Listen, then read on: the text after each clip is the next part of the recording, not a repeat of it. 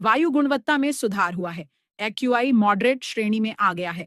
मौसम विभाग के अनुसार आने वाले सप्ताह में हवा की रफ्तार बढ़ेगी, जिससे प्रदूषण और घटेगा। ठंडी हवाओं के साथ अब राजधानी में सर्दी की शुरुआत हो गई है।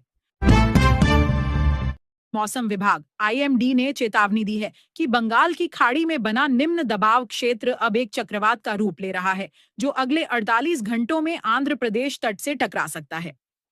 विशाखापट्टनम, काकीनाडा और श्रीकाकुलम जिलों में भारी से बहुत भारी बारिश की संभावना जताई गई है। समुद्र में ऊंची लहरें उठ सकती हैं और मछुआरों को अगले 3 दिनों तक समुद्र में न जाने की सलाह दी गई है। केरल के 12 जिलों में येलो अलर्ट। भारी बारिश से जनजीवन प्रभावित केरल में लगातार तीसरे दिन तेज बारिश हो रही है। तिरुवनंतपुरम से लेकर कोझिकोड तक 12 जिलों में मौसम विभाग ने येलो अलर्ट जारी किया है।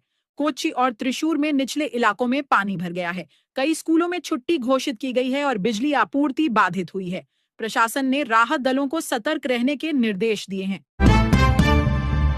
पूर्वी और दक्षिण भारत में 31 अक्टूबर तक भारी बारिश की चेतावनी आईएमडी ने बताया है कि बंगाल की खाड़ी और अरब सागर दोनों ओर सक्रिय मौसमी प्रणालियों के कारण अगले 4 दिनों तक दक्षिण और पूर्वी भारत में लगातार बारिश होगी।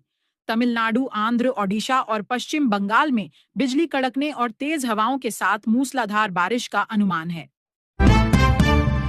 भारत में अक्टूबर महीने में सामान्य से अधिक बारिश का अनुमान। रॉयटर्स की रिपोर्ट के अनुसार भारत में इस अक्टूबर में औसत से 15% अधिक वर्षा होने की संभावना है। यह स्थिति जलवायु परिवर्तन और समुद्री तापमान में वृद्धि से जुड़ी मानी जा रही है। विशेषज्ञों के अनुसार यह असामान्य वर्षा पैटर्न रब्बी सीजन की बुवाई पर असर डाल सकता है।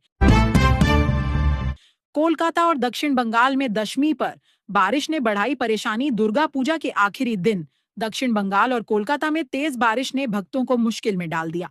मौसम विभाग ने पहले ही चेतावनी दी थी कि दशमी के दिन भारी वर्षा हो सकती है। कई जगहों पर पंडालों में पानी भर गया, जिससे विसर्जन कार्यक्रम प्रभावित हुआ। उत्तर भारत के कुछ हिस्सों में बाढ़ और भूस्खलन का खतरा। एपी न्यूज के अनुसार उत्तर भारत के कई इलाकों में पिछले हफ्ते से लगातार बारिश हो रही है, जिससे बाढ़ जैसी स्थिति बन गई है। उत्तराखंड और हिमाचल में पहाड़ी क्षेत्रों में भूस्खलन की घटनाएं बढ़ी हैं। विशेषज्ञों का कहना है कि जलवायु परिवर्तन के कारण बारिश की तीव्रता और अवधि दोनों में असामान्य वृद्धि हो रही है। तमिलनाडु में अगले 48 घंटे भारी बारिश की संभावना। चेन्नई, तिरुवरूर और नागपट्टिनम जिलों में आज से अगले 2 दिनों तक भारी बारिश की चेतावनी जारी है। चक्रवाती दबाव के कारण तेज हवाएं चलने की संभावना है। प्रशासन ने राहत दलों को तैयार रखा है और निचले इलाकों से लोगों को सुरक्षित स्थानों पर भेजा जा रहा है।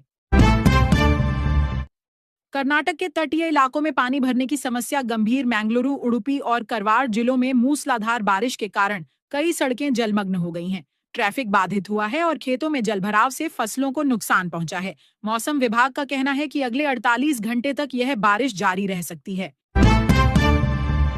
ओडिशा में भारी वर्षा और तेज हवाओं के बीच राहत कार्य शुरू। ओडिशा के गंजाम, पुरी और केंद्रपाड़ा जिलों में लगातार हो रही बारिश से कई गांव जलमग्न हो गए हैं। राहत दल नावों के सहारे लोगों को सुरक्षित स्थानों पर पहुंचा रहे हैं।